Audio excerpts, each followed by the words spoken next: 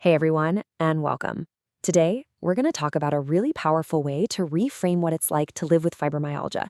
We're going to tackle that old idea that you just need more motivation, and we're going to explore why compassion might actually be the most practical tool you have. So let's just start with a feeling that might hit pretty close to home. And this right here, it comes from our source material. And I have a feeling it might sound deeply, deeply familiar. You know those simple everyday tasks that all of a sudden feel like climbing a mountain? It's that gap, the one between what you want to do and what your body's actually capable of doing. And that gap, that's exactly what we're digging into today. Seriously, just take a second and think about that. Because that feeling, that tug of war with your own body, that internal fight, well, that's at the very heart of what makes managing fibromyalgia so incredibly difficult.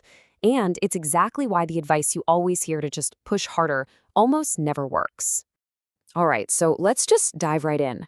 Why is this constant search for more motivation not just unhelpful, but a lot of the time, a trap that can actually make everything feel so much worse?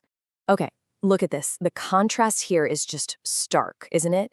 On one hand, society is screaming at us that our worth is all about what we produce, what we get done. But on the other hand, for a body with fibromyalgia, low motivation isn't some kind of character flaw. It's a biological SOS. It's your body saying, hey, I need to feel safe. I need to rest. Not, you need to yell at me to try hard. And this is the absolute key right here. We've got to stop treating low motivation like it's the problem. It's not. It's a symptom. It's the check engine light on your car's dashboard. It's telling you something deeper is wrong. You know, maybe it's energy dysfunction, inflammation, or just terrible sleep. Trying to fix that with sheer willpower is like putting a piece of black tape over the warning light and just hoping the engine fixes itself. It doesn't work. And this quote, man, it just says it all, doesn't it? This is such a powerful little script you can borrow for yourself and for explaining it to other people. It neatly separates who you are and what you want to do from the physical reality of the illness. It's not about lacking desire. It's about the simple fact that the resources in your body just aren't there on certain days. Okay, so if pushing harder is out, then what's in? Well, the source material makes this case for something that might sound a little weird at first: compassion. And not as some fluffy feel-good idea, but as a real, practical, strategic tool for managing your energy. You know, it's so easy to hear the word compassion and think, oh, that's nice, but it's too soft and fuzzy to actually do anything. But the reality? For a nervous system that is completely fried and stuck in overdrive, compassion is tactical. It's strategic. When you respond to what your body is telling you with kindness instead of yelling at it, you are literally reducing the threat signals firing in your brain. And that can actually lead to a real, measurable decrease in pain and help you conserve that precious little energy you have. I absolutely love this metaphor. It's just perfect. Motivation is fantastic when everything's running just fine. It's the engine, right? It drives you forward. But when that system is sputtering, when it's inflamed and totally exhausted, you don't step on the gas harder. You call in the maintenance crew. Compassion is that crew. It's what does the essential repair work so that maybe the engine can run again later. All right, so we've covered the why. Now for the fun part, the how. What does this actually look like day to day? Let's get into building your own practical toolkit. And here's the thing. This isn't about some huge, life-altering change. It's about the small stuff.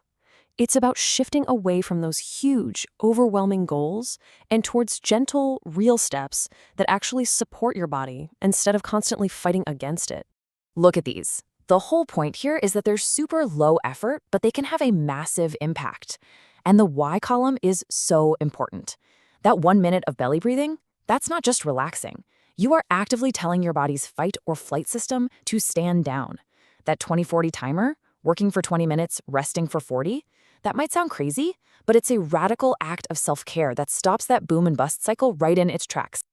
Okay, this next one is like a little decision-making cheat sheet for your brain. When that wall of fatigue just hits you out of nowhere, instead of panicking or feeling guilty, you just ask yourself, am I at red, yellow, or green right now? If the answer is red, your only job is to rest. That's it. No ifs, ands, or buts. This system takes the guilt and the guesswork completely out of the equation and just gives you a clear, kind plan. Okay, this is a big one. A huge part of being compassionate to yourself is protecting your energy from other people. Just think about how much energy it takes to explain and justify why you need to rest. It's exhausting. These scripts are amazing because they are direct, they are kind, and they don't require any follow-up. You're not asking for permission. You are stating a need. That is so powerful. And what about when people, they usually mean well, but they just say the wrong thing? Stuff like, just push through it. It can be so draining. Having these calm, simple replies ready to go isn't about starting a fight. It's about protecting your peace. It lets you state your reality calmly and clearly without getting into a big debate.